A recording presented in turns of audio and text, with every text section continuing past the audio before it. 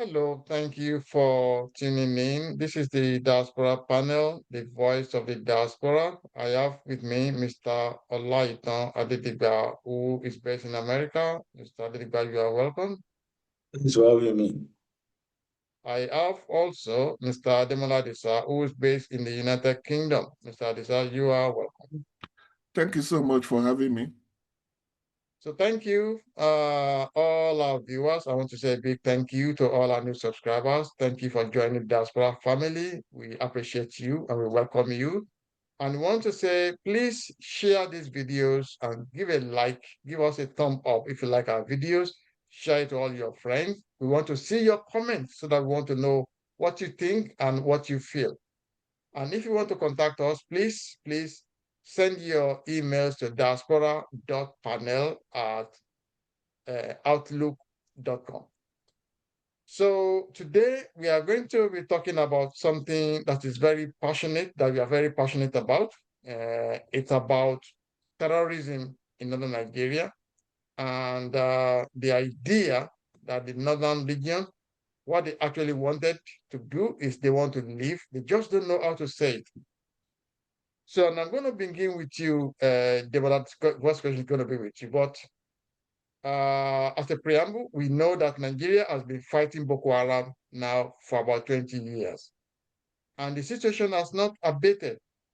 Instead, Boko Haram is still operating in Nigeria. They are still they're still holding on to their guns. They are kidnapping victims. They are killing indiscriminately and generally matching the Nigerian army gun for gun. The northeast region of Nigeria today is a completely devastated area, even after billions of dollars have been poured in to quell the insurgents. In the northwest is even worse. The activities of different terrorist groups have made it ungovernable. Kidnappings and killings are happening almost on a daily basis. So, Demola, it looks to me that Nigeria has lost its two northernmost regions, the northwest and the northeast. We have lost these two regions into terrorists. And I think it's time for the federal government to either allow these two regions in the north to become an Islamic state of their own, since this is what the terrorists want. The terrorists acting on behalf of the people, this is what they want. So this is what they want to achieve. So instead of trying to stop them like we stopped Biafra, why don't we allow them to have an Islamic state? Their Sultan has come out boldly to canvass for a Sharia state.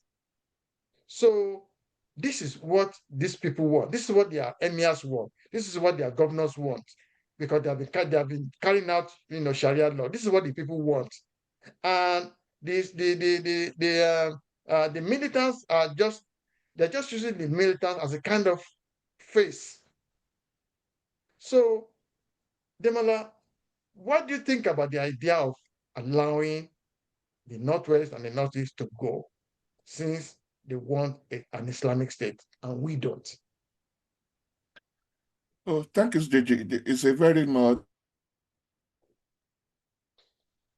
that you've asked, and I will answer you honestly. Start with this. Nigeria is a secular state, no doubt about it. The Northeast and the Northwest are the main theater of Islamicization and terrorization of Nigeria. And they are becoming like a virus that is infecting almost the rest of the country. This is part of it is historical because of their lineage to our northern borders. We are bordered with Islamic countries that are also highly influenced by the what is going on within the Arab and Islamic world. The Northeast are actually most influenced by the Taliban and the ISWAP, what is Islamic State for West Africa, as well as the Boko Haram. All these are splitter groups or the byproducts of the Taliban and Islam, what goes on with terrorization all over the world. The Northwest itself also are also infected by the Larukawa and some other groups, and most of them are mostly on banditry and criminality in the name of Islam. Yes, the North are predominantly Muslims, but they are not exclusively Muslims.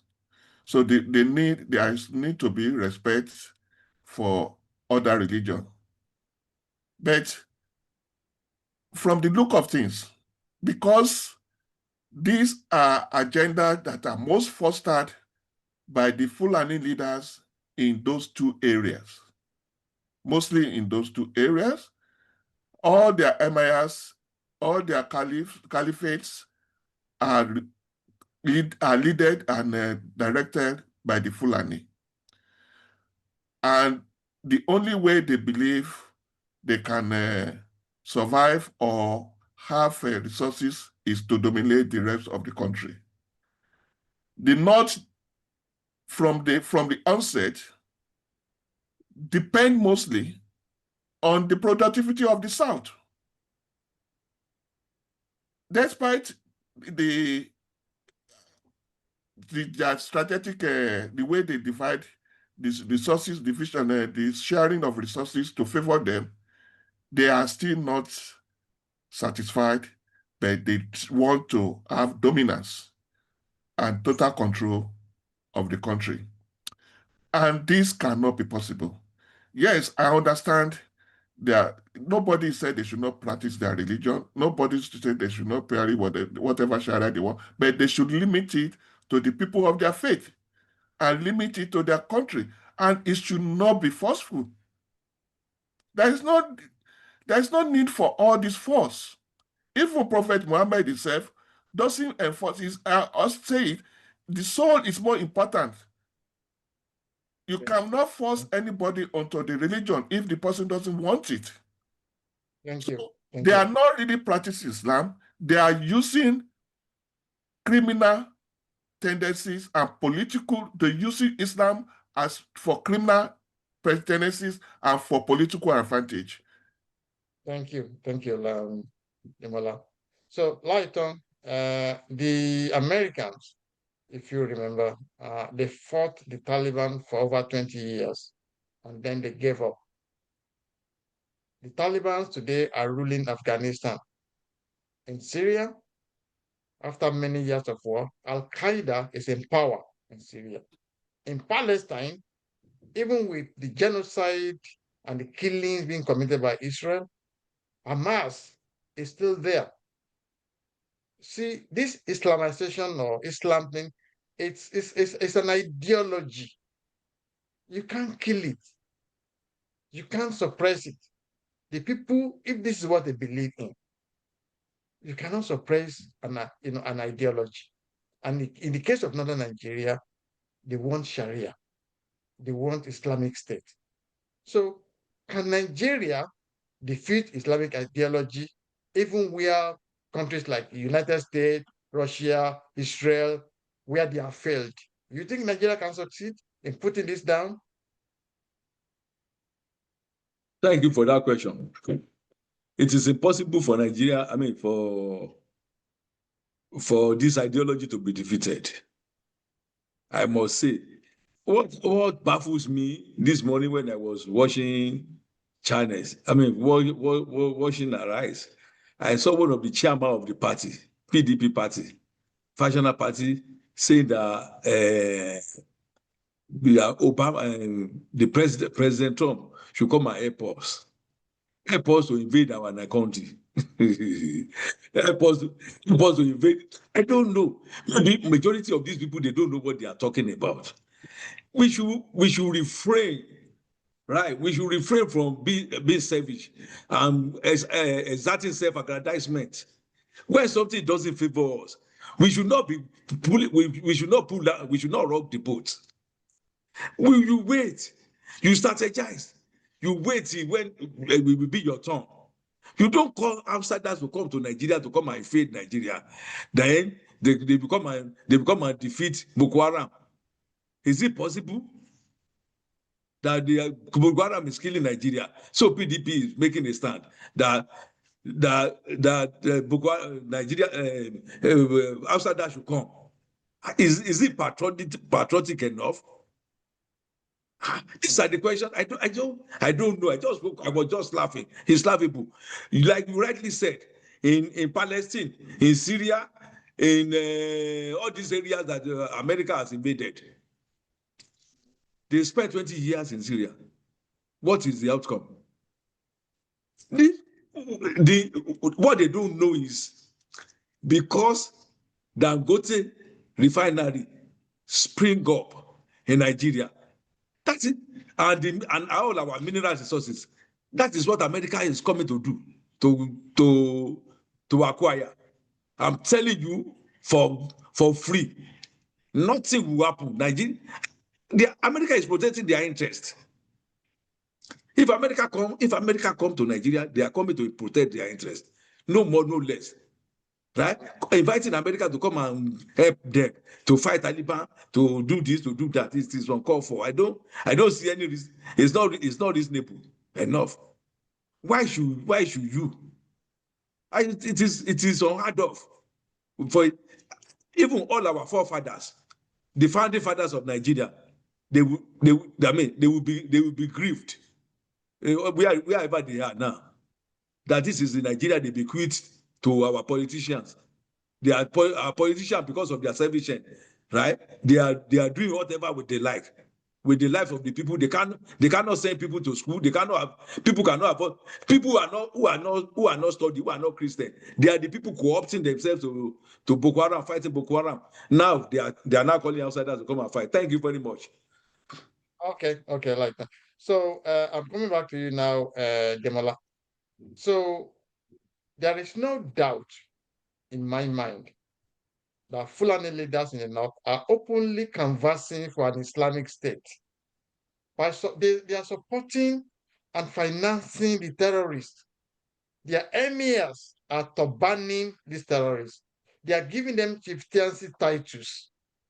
They are giving their daughters in marriage to them. Their political leaders are financing them. Their governors are giving them billions of naira in the guise of trying to make peace with them. Their intelligence, their brothers in the army are giving them arms. They are leaking sensitive information and intelligence to them and providing them with logistics. So why can't the federal government just allow those two regions to have their Islamic state ruled by their, by their emirs and their Boko Haram and the Islamic State of West Africa? What is wrong with them having an Islamic state, Demola?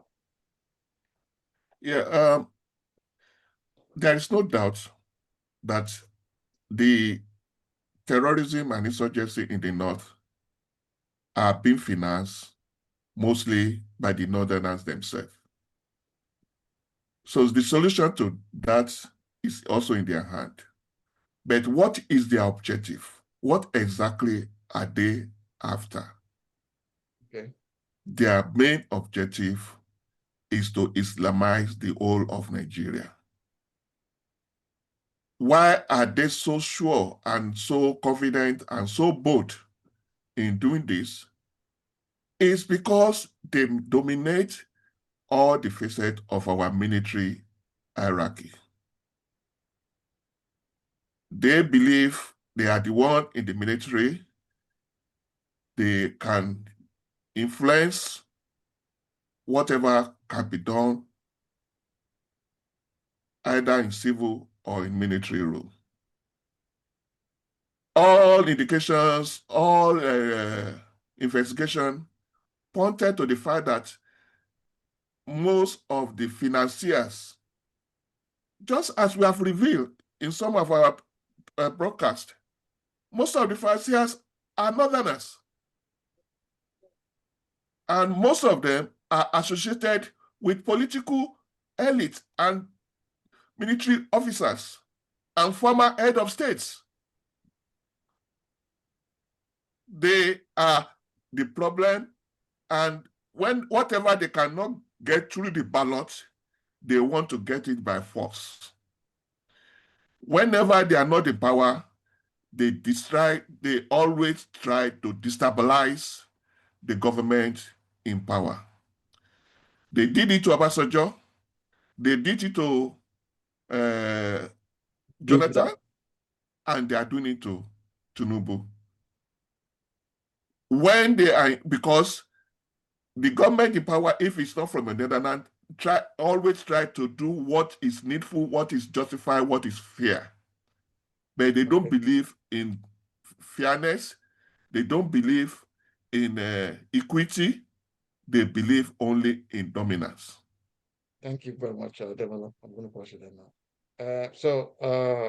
Lighton, I am thinking, is it not the time for the federal government to declare a state of emergency in the Northwest and the Northeast regions? Remove all their governors and all their emirs causing the problems, and send a full-fledged military assault to flush out all the criminals. What do you think? As a matter of fact, to have peace. Yes. As a matter of fact, I'm in line with what you just said. You reiterated my mind in the sense that these people, it's because they have access to funds. That is why it's fitter to this time. The governors there, the politicians there, I remember the former speaker, Governor Katsina. I saw him with one of the leaders of the Boko Haram, carrying gun. The guy was carrying gun, and he took a picture with him. They show it on. So these leaders, right? They are the ones sponsoring Boko Haram, sponsoring their jihad. Yeah, it's jihad. jihad. They are sponsoring the jihad over there. So they know what they are doing. They are using jihad to suppress. And whereas all their children, they are not there. They are using to tell you how wicked these people are. Right? So if they declare emergency there in the northern part of the country, if they don't, they will sit down. They will sit right. They will not have access to power again. They will not have access to, they will even call themselves. What are we fighting for? You know what happened in River State now? After the declaration of emergency, those people they start right now. They are sitting, they know what is going on, right? So when they don't have access to fund, the free fund that normally get, all these politicians, then they will sit right. I think I buy that idea of yours that they should declare emergency there. But the problem, what we are still missing is the northerners, right? They are not. It's not exclusive to the northern state. They want to come to the southern parts. They want to introduce Islam into the southern part of the country. Because last year or early this year, I remember one of our former governors in Osun, Aregbesola, said that Sharia is in the constitution of Nigeria, that they should introduce Sharia in the southwest. And Emir of Sokoto too, he said it. Emir of Kano, Emir of Sokoto said they should introduce Sharia in the southwest. So we should be careful whatever we are saying. That something is not. I mean that nobody, no right thinking person, right, will like the way Nigeria is being run. Thank you very much. Okay, thank you. Yeah, Lighton. So, Demola, this is going to be your last question. I just want you, to answer this question in 1 minute thereabout. Okay. So, one quick solution that I think may curb this insurgency problem is the issue of state police, which seems to be stuck because the federal government doesn't seem to trust the governors with the control of offensive weapons, which is understandable. Now, since we now have 6 regional development commissions, will it not be beneficial for the president to allow the chairman of this regional development commission to set up regional police instead of state police, so that the federal government will still be in control of state police indirectly? I mean, of regional police since the regional chairman will still be reporting, they will still be answerable to the president. And the state governor will not be able to lay their hands on these arms. And the monthly security allowance, which is being given to the governors, which will just go straight into their pocket, can go straight into the regional police. They can go into so that they can actually spend this money for security Protection, instead of yes. the governor just pocketing this money. So, and I think possibly to fast track this, the president can introduce a kind of a presidential order. Demola, what do you think? Yes, thank you, DJ. I think there is a consensus among the state governors now that they are aligned with the idea of state policing. And I don't know what is delaying the issue. But for me, the issue is even more beyond the state policing. I won't support. I would like it to be more.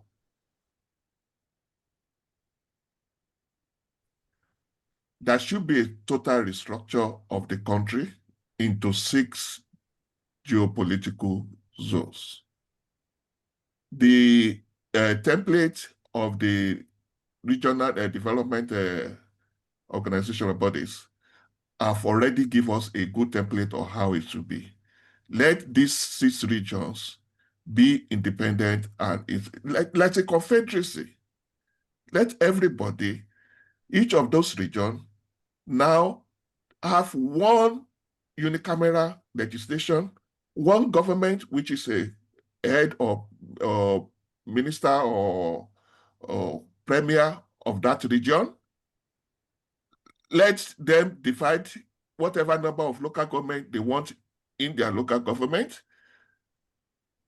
Let the Abuja be the seat of the central government, and contribution towards Abuja, what is responsible for international issue and everything, will be centered in Abuja, which belongs to everybody.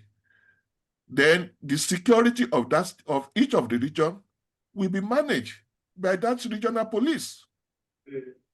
So by that way, there will be fairness, there will be there won't be trouble about tribes or whatever, because most of those that are in of regions are people of like minds.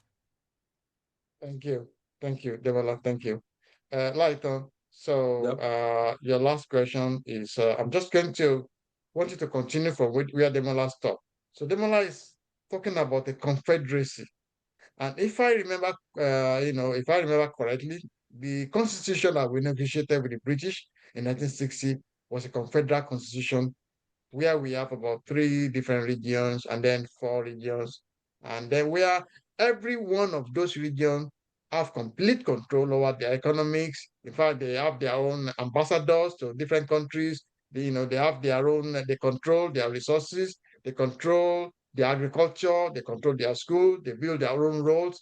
And we just have somebody in the middle, which is the Prime Minister Tafawa Balewa, who collects taxes from this region. And then when he collects the taxes, he uses the money to maintain the armed forces and to pay the federal workers, and then to pay the ambassadors. That's all. So do you think that this is something that will be much more beneficial? Maybe we should also suspend that 1963 constitution that was suspended by the military in 1966. Do you think this is this is the way to go? This is what people have been. This is what is called restructuring. The restructuring, that is the way to go. This is what we will be calling restructuring. When we restructure, right? We want to go back to the basis of our amalgamation. When we are Eastern State is controlling whatever they produce, Northern State is controlling whatever they produce, this Southwest is controlling whatever they produce. We used all those things to develop our state, and there was a rivalry that this state, this region produce this, let us produce that. So that has been a fantastic idea. But an instance whereby everybody they have to wait for whatever is coming from the federal. Nobody is thinking deep down. Nobody is nosing to the ground. Nobody is cares. They just want allocation from the federal government every month. They all beg, put tap in hand and continue going to Abuja. Nobody wants to go. So whatever, nobody wants to produce anything. We are just sitting down, right? I think it is better we maintain our region. When we maintain our region, in Southwest, they are producing rice, they are producing yam, they are producing everything there to make everything. Let us continue. In the eastern part, they are producing coal, they are producing palm kernel, they are producing all these things. They are using that to finance the whole region. Then, why Azikwe was here and Okpara, right? In the Southwest, they are using that to build Ife, to build the UAU, to construct all the roads, to send people to university, to send people on scholarship overseas. I think it's better we go back to the regional system. So it's better. So Nigeria would have been better off now if we maintain that regionalism. Yeah, thank you very much. Thank you very much. So we come to the end of this conversation, and I want to say a big thank you to Mr. Ademola Adisa, all the way from the United Kingdom. Thank you so much for coming. Oh, thank you so much for having me. And also Mr. Olaitno Adedigba, all the way from America. Thank you for coming. Yeah, thanks for having me too. And we thank you back at home. And I'm the Jalaya from in Dublin. I'm the host. I will see you again in the next video. Please don't forget to subscribe. Hit that button. It's very very important so that when we do a next video, you'll be one of the first people to know about it. And it's free. You're not going to pay for it. So please share this video so that I can reach as many people as possible. And please put a like onto the video if you like the video so that YouTube can know that it's a very important video. We'll see you in the next video. God bless you. Goodbye.